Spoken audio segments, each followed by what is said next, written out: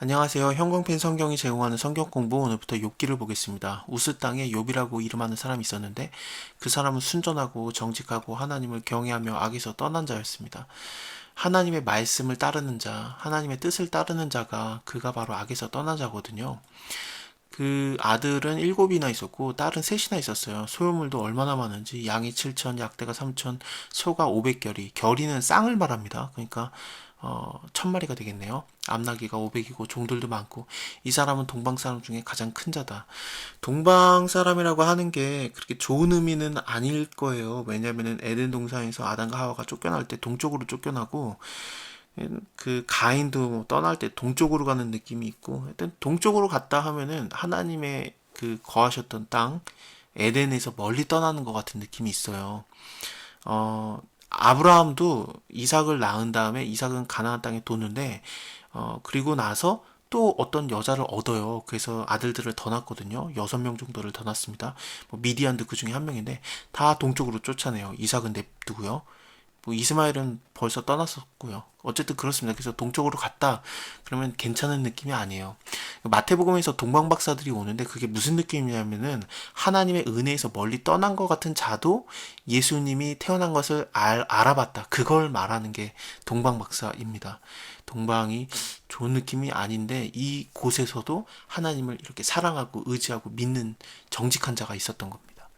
그 아들들의 생일이 되면은 각각 자기 집에서 잔치를 베풀고 그 누이 셋도 청하에서 함께 먹고 마시므로 그 잔치날이면은 욥이 그들을 불러다가 성결케 하되 아침에 일어나서 그 사람 수대로 번제를 드렸으니 이는 욥이 말하기를 혹시 내 아들들이 죄를 범하여 마음으로 하나님을 배반하였을까 함이라. 욥의 행사가 항상 이러하였더라.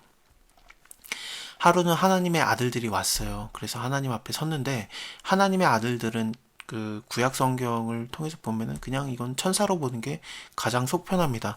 물론 창세기 6장에서 하나님의 아들들은 천사로 보는 게 좀 무리는 있어요. 왜냐면 5장에 창세기 5장에 믿음의 계보들이 쭉 나오기 때문에 노아까지 이루어지는 계보거든요. 그것을 하나님의 아들들을 봐야 된다라는 의견이 좀 더 강합니다. 하지만 그 다른 데서는 하나님의 아들들을 하면 그냥 천사로 보는 게 가장 속편해요. 이들이 여호와 앞에 섰는데 근데 사탄도 그들을 가운데 왔는 거예요. 사탄이 하나님의 아들들인가? 이게 굉장히 좀 이상하죠. 뭐 사탄은 이렇게 하나님의 아들들과 따로 이렇게 카운트가 되고 있으니까 다르다고 해도 근데 하나님 앞에 섰는 거예요. 이게 천국에 있는 거 아닌가?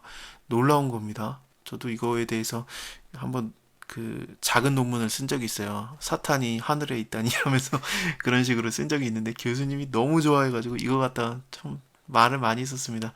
어쨌든 그 논문 썼던 게 생각났네요. 아, 여호와께서 사탄에게 이르시되 네가 어디서 왔느냐? 사탄이 여호와께 대답을 합니다. 땅에 두루 돌아다니다가 여기저기 다녀왔습니다. 여호와께서 사탄에게 이르되 네가 내 종 욥을 유해하여 봤느냐? 그와 같이 순전하고 정직하여 하나님을 경외하며 악에서 떠난 자가 세상에 없느니라. 사탄이 여호와께 대답하여 가로되 욥이 어찌 까닭없이 하나님을 경외하리이까? 주님께서 그와 그 집과 그 모든 소유물과 산울로 두르심이 아닙니까? 이거는 울타리를 두르다 그런 뜻입니다. 하나님이 완전히 이렇게 그를 둘러주고 있으니까 그가 하나님 경외하는 거 아닙니까? 이 많은 그 재물들을 갖고 있으니까요. 이것도 마찬가지로 이런 것 때문에 하나님 좋아하는 거다 이렇게 얘기를 하는 거죠.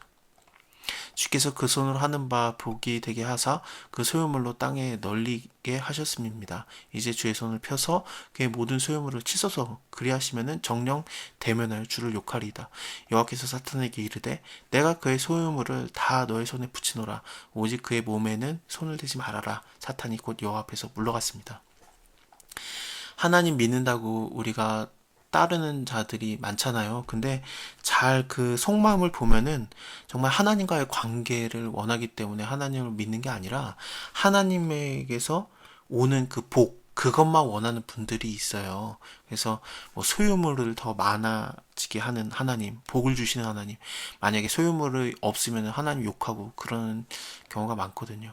아합 왕이 그랬습니다. 아합 왕이 하나님을 몰랐겠습니까? 하나님을 알았어요. 근데 하나님을 안 믿었던 겁니다.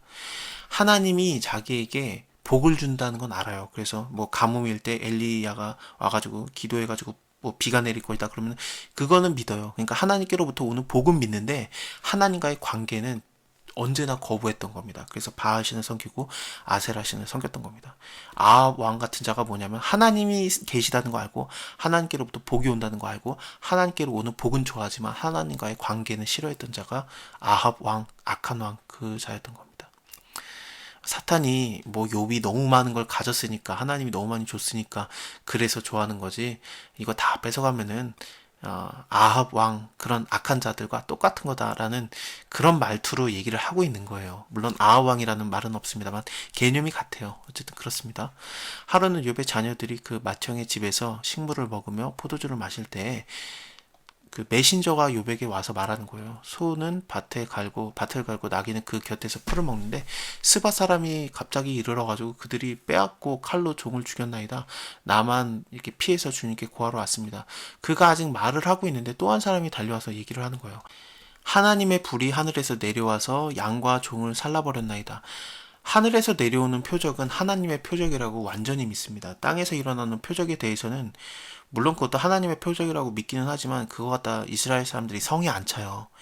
뭐 예를 들면 예수님께서 많은 사람들을 고치셨잖아요. 소경도 눈뜨게 하시고 귀머거리를 들리게 하시고 벙어리를 말하게 하시고 앉은 자를 일으켜 세우시고 죽은 자를 살리시고 많은 걸 했지만 근데 이스라엘 사람들이 계속해서 하늘에서 내려오는 표적을 우리에게 보여주셔서 그래요. 왜냐면은 땅에서 일어나는 표적이 물론 하나님께서 하시는 게 맞지만 그 너무나도 확실한 하늘에서 떨어지는 표적, 그거를 하나님의 표적으로 부릅니다. 그래서 뭐 만나가 떨어지든지 불이 떨어지든지 하늘에서 내려오는 걸 원했던 겁니다.